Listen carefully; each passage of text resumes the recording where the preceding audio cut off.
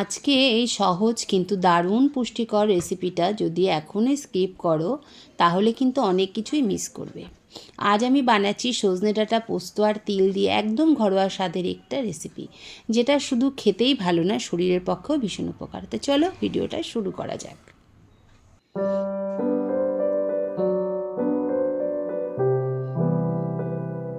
নমস্কার, স্বপ্ন হাবিজ চ্যানেলে সবাইকে স্বাগতম। আজকে আমি বানাচ্ছি সজনের ডাঁটা আলু দিয়ে পোস্ত আর তিলের একটা রেসিপি। তো দেখো, সজনে ডাঁটার উপকারিতা তো তোমরা জানোই। সজনে ডাঁটা শরীরে রোগ প্রতিরোধ ক্ষমতা বাড়ায়। এতে প্রচুর পরিমাণে ভিটামিন সি, ক্যালসিয়াম ও আয়রন থাকে। হাড় মজবুত করতেও সাহায্য করে, ডায়াবেটিস নিয়ন্ত্রণ করতে সাহায্য করে, হজম শক্তিও বাড়ায়।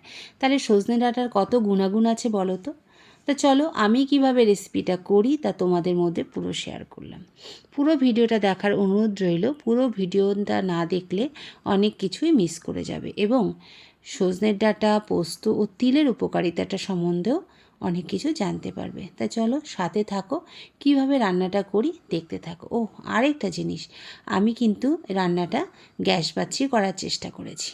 তো দেখো, কড়াইতে প্রথমে আমি দিয়ে দিলাম তেল। তেলটা গরম হতে সময় দেব। তেলটা গরম হলে এর মধ্যে দিয়ে দেবো একটু পাঁচফোড়ন।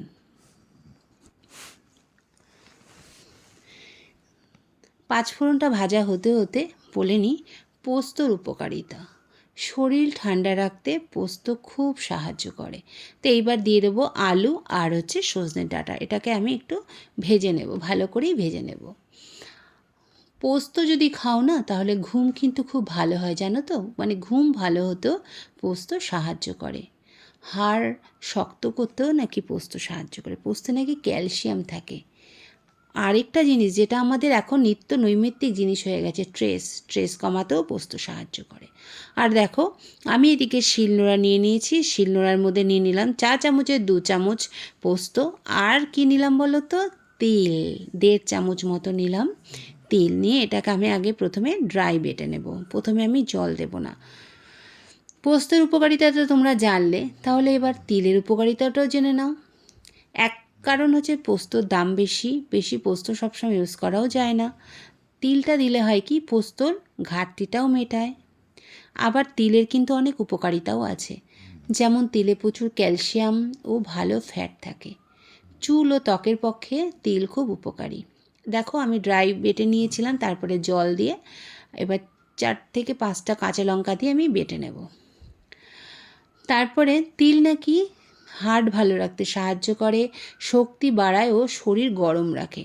আর তিলে তো আমরা জানি প্রচুর পরিমাণে ক্যালসিয়াম আছে। ডাক্তাররা কিন্তু আমাদেরকে এখন এই যে হাঁটুর ব্যথা ট্যাথার জন্য তিল খেতে বলে, যে ভাজা তিল কাঠখোলায় বেটে মানে ভেজে সেটাকে সকালে 1 চামচ বিকেলে 1 চামচ খেতে বলে। এতে নাকি ক্যালসিয়াম, যে আমাদের জেলটা শুকিয়ে যায় না, জেলটা নাকি তৈরি হতে সাহায্য করে এই তিল।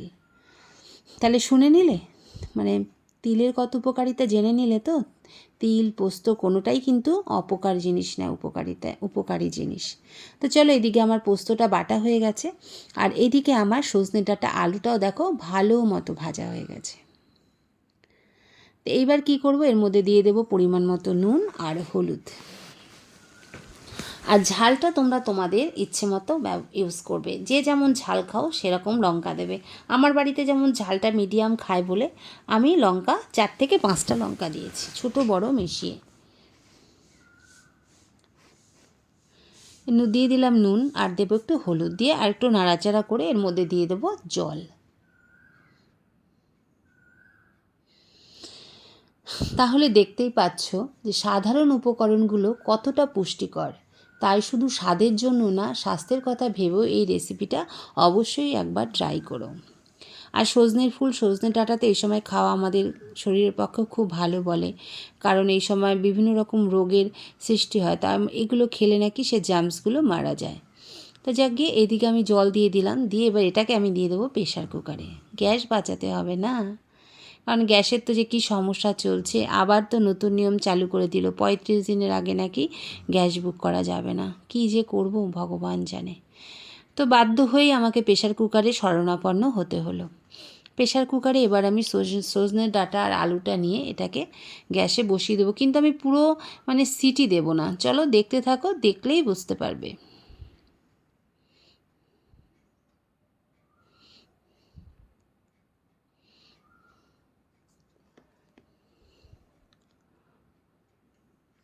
প্রেশার কুকারটা বসিয়ে দিয়েছি। জাস্ট দম নিয়ে মানে জাস্ট দমটা নেবে, তারপরে আমি কিন্তু প্রেশার কুকারটা বন্ধ করে দেব। দেখো আমার প্রেশার কুকার দম নিয়ে নিয়েছে। এবার আমি প্রেশার কুকারটাকে বন্ধ করে দেবো। আমি কিন্তু পুরো সিটি হতে দেবো না, তাহলে কী হবে, আমার মানে সবজিগুলো গলে যাবে। যাতে গলে না যায় সেই কারণে এই ব্যবস্থা। তারপরে কিছুক্ষণ রেখে এটাকে নামিয়ে গ্যাসটা বন্ধ করে দিয়েছি, দিয়ে কিছুক্ষণ আমি এটাকে রেখে দেবো। তারপরে দেখো আবার সেই কড়াইটা বসিয়ে নিয়েছি, নিয়ে ওই যে প্রেশার কুকারে সবজিটা সেদ্ধ হলো সেটাকে কড়াইতে ঢেলে নিলাম। আমি আজকে এটা একটু ঝোল ঝোল করেই বানাবো।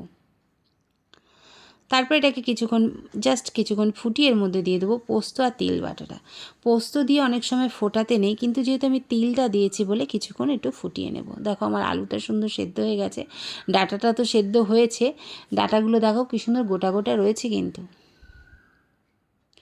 এবার দিয়ে দেবো তিল আর পোস্ত বাটাটা, সাথে কাঁচা লঙ্কা বাটা দিয়ে একটু নাড়াচাড়া করে আমি এবার গ্যাসটাকে কিছুক্ষণ একটু মানে বাড়িয়েই রাখবো, গ্যাসটা বাড়িয়ে এটা কিছুক্ষণ ফুটতে দেব।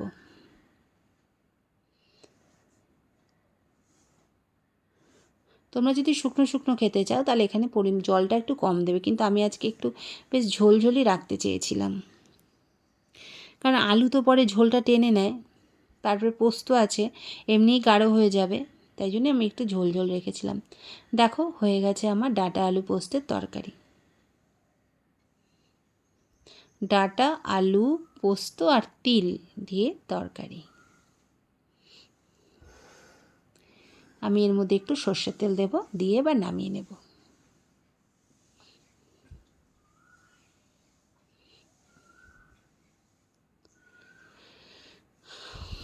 দেখো আমার তরকারি ফুটে গেছে, এবার আমি গ্যাসটাকে বন্ধ করে দেব। এই তরকারিটা যেমন টেস্টি তেমন উপকারী, তো বাড়িতে একবার ট্রাই করে দেখো, কেমন লেগেছে আমাকে অবশ্যই কমেন্টে জানিও। আমি এবার তরকারিটা ঢেলে নিলাম। দেখো ডাঁটাগুলোও কি সুন্দর গোটা গোটা রয়েছে, দু একটা ডাঁটা একটু জাস্ট হয়েছে, কিন্তু সব ডাঁটাগুলো গোটা রয়েছে, আলুটাও গোটা গোটা রয়েছে। প্রেশারে দিয়েছি বলে একদম কিন্তু গলে যায়নি। তাহলে এই ছিল আজকে আমার সজনে ডাঁটা আলু পোস্ত আর তিলের ঝোল ঝোল রেসিপি। তো আমার আজকের ভিডিওটা তোমাদের কেমন লাগলো? ভালো লাগলে একটা লাইক করো, কমেন্ট করো, শেয়ার করো, আর যারা নতুন তারা চ্যানেলটাকে সাবস্ক্রাইবার করো। ও সাবস্ক্রাইব করার সময় অবশ্যই বেল আইকনটা একবার প্রেস করো, তাহলে আমার নতুন নতুন ভিডিও নোটিফিকেশান তোমাদের সামনে পৌঁছে যাবে। গরম গরম ভাতে খাওয়ার জন্য তৈরি হয়ে গেছে ডাঁটা আলু পোস্তের ও তিলের ঝোল ঝোল রেসিপিটা।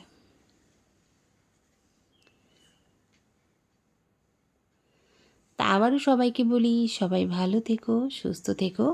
দেখা হবে নতুন একটা ভিডিওতে, নতুন একটা রেসিপির সাথে।